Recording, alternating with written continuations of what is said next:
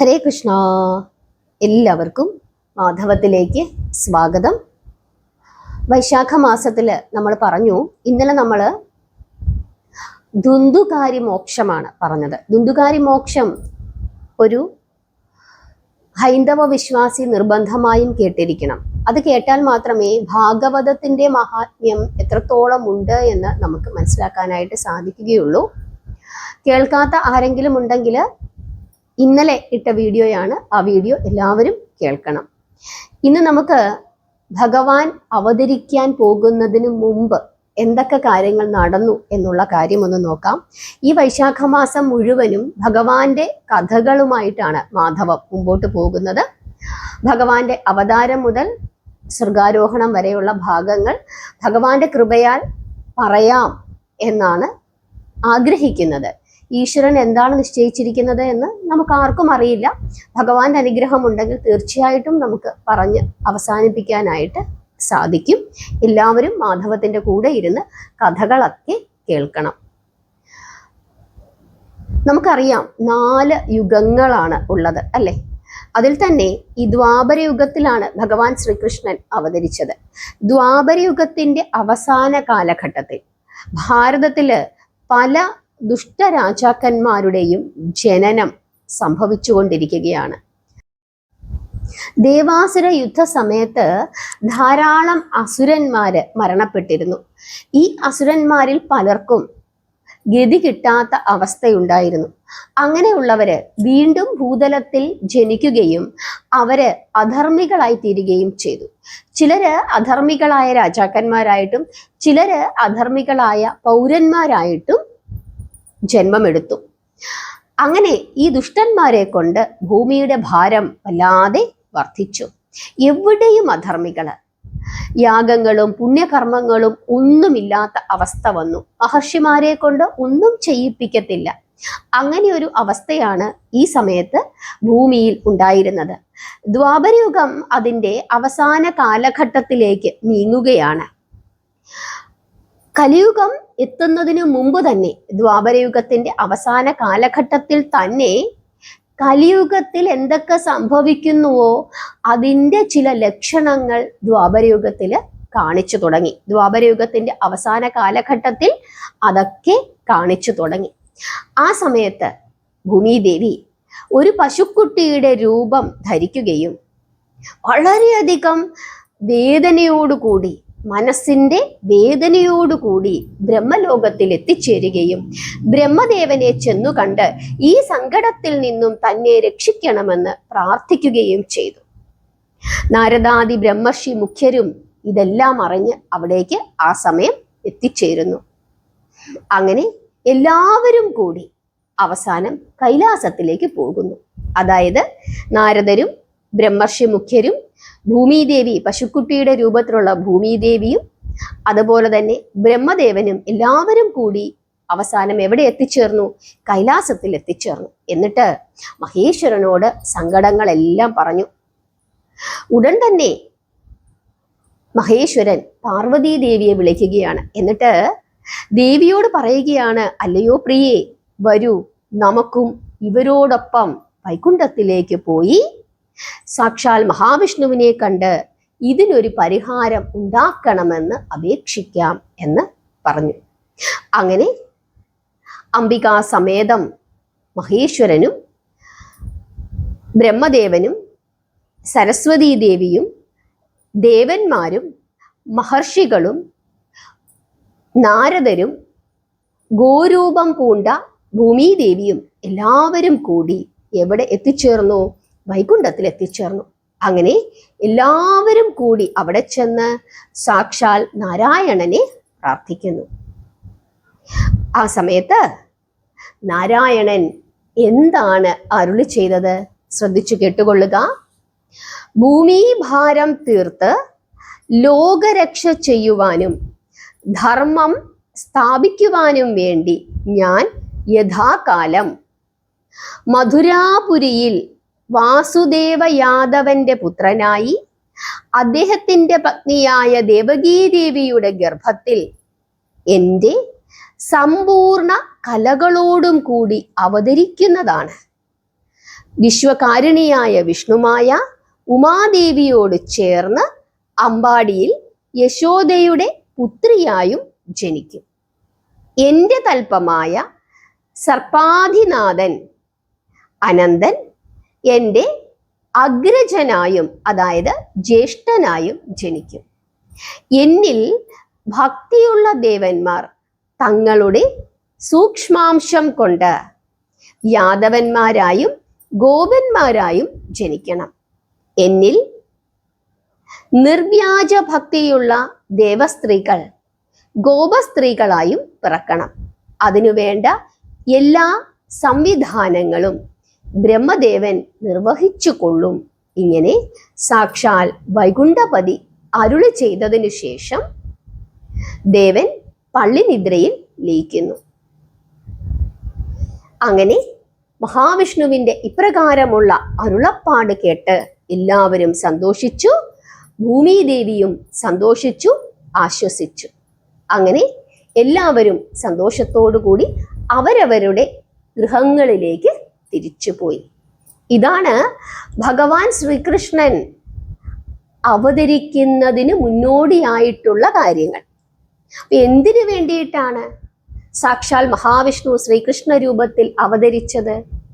അതിനൊരൊറ്റ ഉദ്ദേശമേ ഉള്ളൂ: ദുഷ്ടന്മാരെ വധിച്ച് ഭൂമിയുടെ ഭാരം ഇല്ലാതാക്കുക. ഭൂമിദേവിയുടെ സങ്കടത്തിന് പരിഹാരം കാണുന്നതിനു വേണ്ടി മാത്രമാണ് സാക്ഷാൽ വൈകുണ്ഠപതിയായ മഹാവിഷ്ണു ശ്രീകൃഷ്ണ രൂപത്തിൽ അവതരിച്ചത്. അതാണ് ഉദ്ദേശം. ആ ഉദ്ദേശം നടപ്പിലാക്കുന്നതിന് വേണ്ടി അദ്ദേഹം ധാരാളം ലീലകളാടി.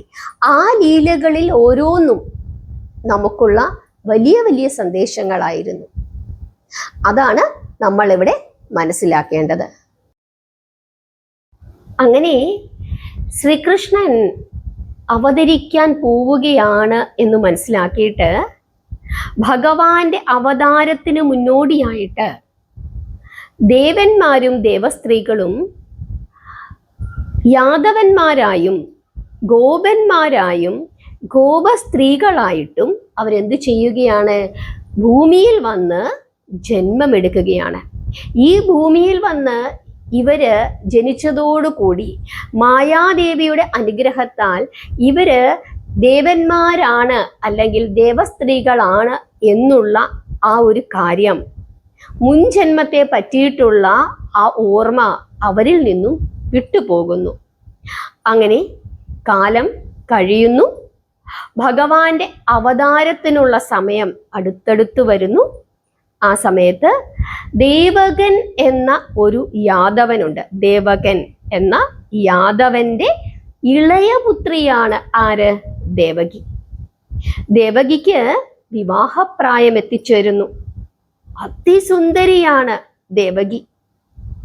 അങ്ങനെ ദേവകിയുടെ വിവാഹം ആഡംബരപൂർവം നടത്തുവാൻ അപ്പോഴത്തെ ഭോജരാജാവായിരുന്ന കംസൻ തീരുമാനിക്കുകയാണ്. ഉഗ്രസേനന് രാജഭരണമില്ലാത്തതിനാൽ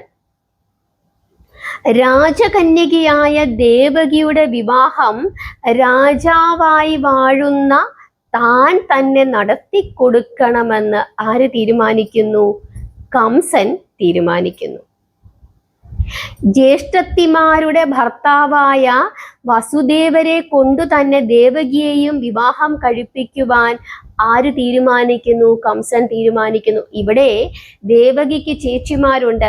ആ ചേച്ചിമാരെയും ആരു തന്നെയാണ് വിവാഹം കഴിച്ചത്? വസുദേവ യാദവനാണ് വിവാഹം കഴിച്ചത്. ആ വസുദേവനെ കൊണ്ട് തന്നെ ദേവകിയെയും വേളി കഴിപ്പിക്കുവാൻ ആര് തീരുമാനിക്കുന്നു? കംസൻ തീരുമാനിക്കുന്നു. പിതാവായ ഉഗ്രസേനനോ ദേവകനോ, അതായത് ദേവകിയുടെ അച്ഛനായ ദേവകനോ അതിൽ യാതൊരു എതിരും പറഞ്ഞതുമില്ല. കാരണം ആ കാലഘട്ടത്തിൽ ബഹുഭാര്യാത്വം നിലവിലുള്ള അനുവദിക്കപ്പെട്ടിരുന്ന കാലമായിരുന്നു. ഭോജരാജാവിൻ്റെ മോടിക്കും പദവിക്കും പ്രതാപത്തിനും യോജിക്കുന്ന വിധത്തിൽ കെങ്കേമമായിട്ടാണ് കംസൻ ആ വിവാഹം കൊണ്ടാടിയത്. ധാരാളം രാജാക്കന്മാരും മറ്റു വിശിഷ്ടങ്ങളായ വ്യക്തികളും എല്ലാവരും ആ വിവാഹത്തിൽ എത്തിച്ചേർന്നിരുന്നു. കുലഗുരുവായ ഗർഗാചാര്യരുടെ പൗരോഹിത്യത്തിലും ഒരു ശുഭമുഹൂർത്തത്തിലും ദേവകി വസുദേവരുടെ വിവാഹം വളരെ കെങ്കേമത്തോടു കൂടി അങ്ങനെ നടക്കുകയാണ്. അതിനുശേഷം സദ്യയും, അതായത് സർവാണി സദ്യയും ദക്ഷിണകളും ദാനങ്ങളുമെല്ലാം നടക്കുന്നു. വരദക്ഷിണയായിട്ട് പൊൻതലക്കെട്ടേന്തിയ 400 ആനകളും 14,000 കുതിരകളും 10,000 തേരുകളും 10,000 ദാസികളും 16,000 പശുക്കളും സ്വർണം കൊണ്ടും വെള്ളി കൊണ്ടുമുള്ള പലതരത്തിലുള്ള വിശേഷപ്പെട്ട പാത്രങ്ങളും ശയ്യോപകരണങ്ങളും അങ്ങനെ ഒട്ടനവധി പട്ടാമ്പരങ്ങളും വിലയേറിയ സ്വർണ്ണാഭരണങ്ങളും രത്നാഭരണങ്ങളും ഒക്കെ തന്നെ കംസനാർക്ക് കൊടുക്കുന്നു, വസുദേവർക്ക് കൊടുക്കുന്നു. അങ്ങനെ കല്യാണ ആഘോഷങ്ങളെല്ലാം കഴിഞ്ഞു. വധുവിനെ വരന്റെ ഗൃഹത്തിലേക്ക് കൊണ്ടുപോകേണ്ടുന്ന സമയമായി. എല്ലാവരും അതിന് തയ്യാറെടുക്കുന്നു. അങ്ങനെ ആചാരവിധി പ്രകാരം എല്ലാവരെയും തൊട്ടു വന്നിച്ച് യാത്ര അനുവാദം വാങ്ങുകയാണ് വധൂവരന്മാർ. ആ സമയത്ത് എൻ്റെ അനുജത്തിയുടെ ഈ രഥം ഞാൻ നയിക്കുവാൻ പോകുന്നു, ഞാനാണ് എൻ്റെ അനുജത്തിയെ വരന്റെ ഗൃഹത്തിലേക്ക് കൊണ്ടുപോകുന്നത് എന്ന് ഉറക്കെ ഉച്ചത്തിൽ പറയുന്നു. കംസൻ എല്ലാവരും കേൾക്കെ ഉച്ചത്തിൽ പറയുന്നു.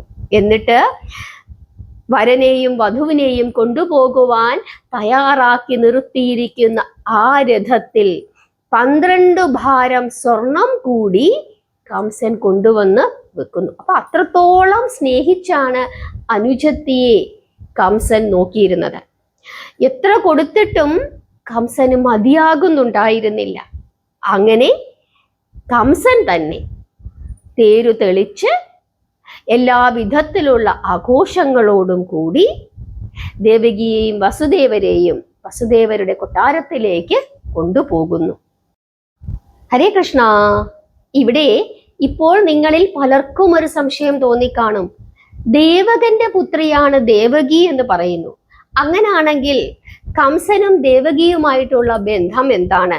ഉഗ്രസേന മഹാരാജാവിന്റെ ആരാണു ദേവകൻ? ഇങ്ങനെയുള്ള പല സംശയങ്ങളും ഒരുപക്ഷെ നിങ്ങളിൽ പലർക്കെങ്കിലും ഉണ്ടായി കാണും. നമുക്ക് യദുകുല ചരിതം കൂടി ഒന്ന് നോക്കാം. അതായത് കാർത്തവീരാർജുനൻ, അദ്ദേഹത്തിനെ വധിച്ചത് ആരാണ്? പരശുരാമനാണ്. ആ കാർത്തവീരാർജുനന്റെ പുത്രന്മാരിൽ മധു എന്ന ഒരു പുത്രൻ ഉണ്ടായിരുന്നു. ആ പുത്രന്റെ, അതായത് മധുവിന്റെ പുത്രനാണ് വിഷ്ണി. ആ വിഷ്ണിയുടെ വംശമാണ് പിന്നീട് യദുവംശം അല്ലെങ്കിൽ വിഷ്ണി വംശം എന്ന് അറിയപ്പെടുന്നത്. യദുവിന്റെ രണ്ടാമത്തെ പുത്രനായ ക്രോഷ്ട, എന്താണ് ക്രോഷ്ട? ആ ക്രോഷ്ടയിൽ നിന്ന് 15 തലമുറയുണ്ടായി. ക്രോഷ്ടയിൽ നിന്നുള്ള 15ാമത്തെ തലമുറയാണ് ആരെന്ന് പറയുന്നത്? വിഷ്ണി. അതായത് യദുവംശമായിരുന്നു ആദ്യം ഉണ്ടായിരുന്നത്, യദുവിന്റെ വംശം എന്ന നിലയിൽ. പിന്നീട് യദുവംശം വിഷ്ണി വംശം എന്നറിയപ്പെട്ടത് എങ്ങനെയാണ് എന്നാണ് ഇവിടെ പറഞ്ഞത്. അങ്ങനെ ഈ വിഷ്ണിയിൽ നിന്നും 13ാമത്തെ തലമുറയായി അന്ധകൻ എന്ന ഒരു യാദവ നേതാവ് ജനിക്കുന്നു. അദ്ദേഹം വംശശ്രേഷ്ഠനായിരുന്നു. ആ വംശത്തിന് അന്ധക വംശം എന്ന പേര് കൂടി ഉണ്ടായി. അതായത് യദുവംശം തന്നെയാണ് വിഷ്ണിവംശം, ഈ വിഷ്ണിവംശം തന്നെയാണ് എന്തെന്ന് പറയുന്നത്? അന്ധക വംശം. ഈ വംശത്തിൽപ്പെട്ട ആളുകൾ എല്ലാവരും ആര് തന്നെയാണ്? യാദവന്മാർ തന്നെയാണ്. അത് പറയുന്നതിന് വേണ്ടിയിട്ടാണ് ഇങ്ങനെ പറഞ്ഞത്. അങ്ങനെ ഈ അന്ധകന്റെ 10ാമത്തെ തലമുറയിൽ പുനർവസു ഉണ്ടായി. ഈ പുനർവസുവിന്റെ പുത്രനായി ആഹൂകൻ എന്ന ഒരു യാദവ മുഖ്യൻ ഉണ്ടാകുന്നു. അദ്ദേഹം തൻ്റെ സാമർഥ്യത്താൽ, മധുരാപുരിയുടെ രാജാവായി തീരുകയാണ്. അദ്ദേഹത്തിന്റെ സാമർഥ്യം കൊണ്ടാണ്, യുദ്ധ സാമർഥ്യം കൊണ്ടാണ് മധുരാപുരി കീഴടക്കുകയും അവിടുത്തെ രാജാവായി തീരുകയും ചെയ്യുന്നു. ആര്? ആഹൂകൻ. ഈ ആഹൂകന് 2 പുത്രന്മാരുണ്ടായി. ശ്രദ്ധിച്ചു കേട്ടുകൊള്ളുക. ആഹൂകന് 2 പുത്രന്മാരുണ്ടായി. യാദവന്മാര് തന്നെയാണ് ഇവര്. ആഹൂകന് 2 പുത്രന്മാരുണ്ടായി. ആരൊക്കെയാണ്? ദേവകനും ഉഗ്രസേനനും. അപ്പൊ ദേവകനും ഉഗ്രസേനനും ആരാണ്? സഹോദരന്മാരാണ്. ദേവകൻ ജ്യേഷ്ഠനായിരുന്നു എങ്കിലും പിതാവിന്റെ മരണശേഷം അനുജനായ ഉഗ്രസേനനാണ് രാജാവായത്. ഈ ഉഗ്രസേനന് 9 പുത്രന്മാരും 5 പുത്രികളുമാണ് ഉണ്ടായിരുന്നത്. ഈ ഉഗ്രസേനന്റെ ഒരു ബന്ധുവാണ് ശൂരസേനൻ. ഈ ശൂരസേനൻ മധുരാപുരിയിൽപ്പെട്ട ഒരു ചെറിയ പ്രദേശത്തിന്റെ രാജാവായിരുന്നു.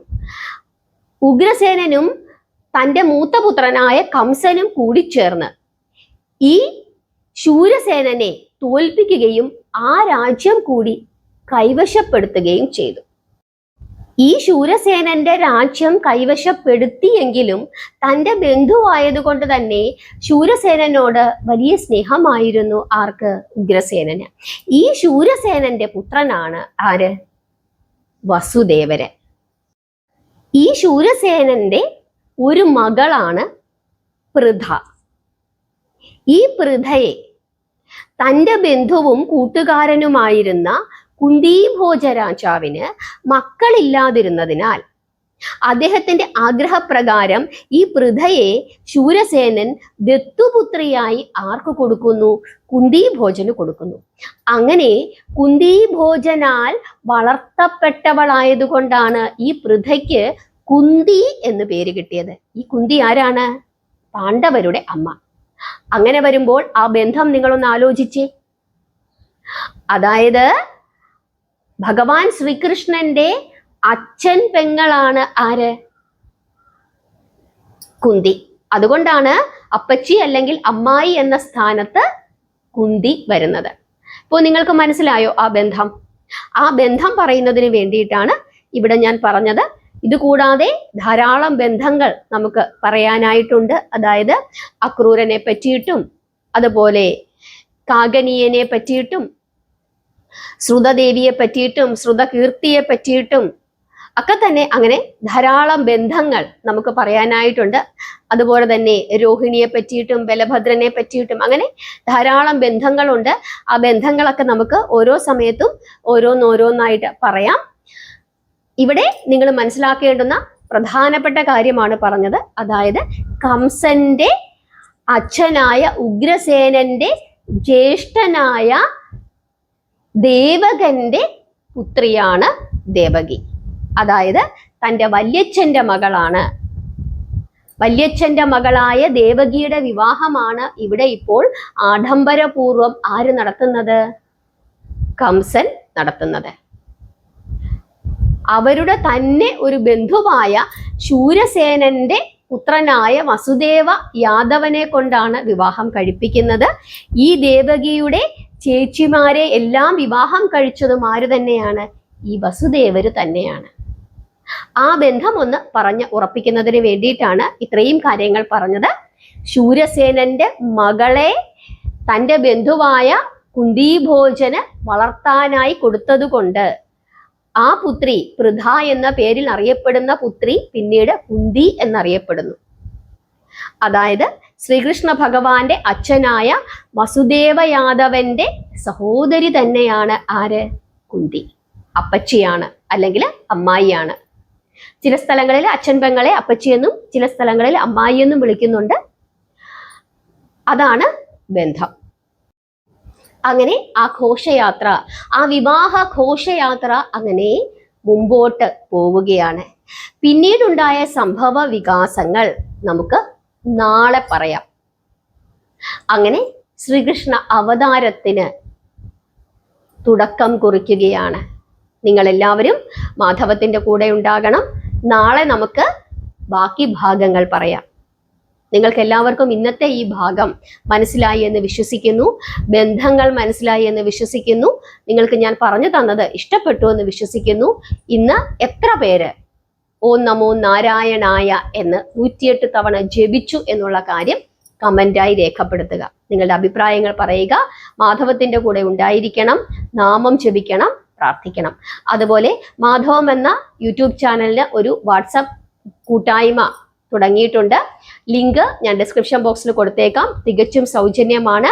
നിങ്ങൾ ആ വാട്സപ്പ് ഗ്രൂപ്പിൽ ജോയിൻ ചെയ്യുക. ജോയിൻ ചെയ്തു കഴിഞ്ഞാൽ നിങ്ങൾക്ക് ലഭിക്കുന്ന ഒരു ഗുണം, എല്ലാ ദിവസത്തെയും സൂര്യോദയം, അസ്തമയം, ബ്രഹ്മമുഹൂർത്തം, രാഹുകാലം ഇങ്ങനെയുള്ള കാര്യങ്ങളൊക്കെ അറിയാനായിട്ട് സാധിക്കും. തികച്ചും സൗജന്യമാണ്. പ്രാർത്ഥിക്കുക, നാമം ജപിക്കുക. ഹരേ കൃഷ്ണ.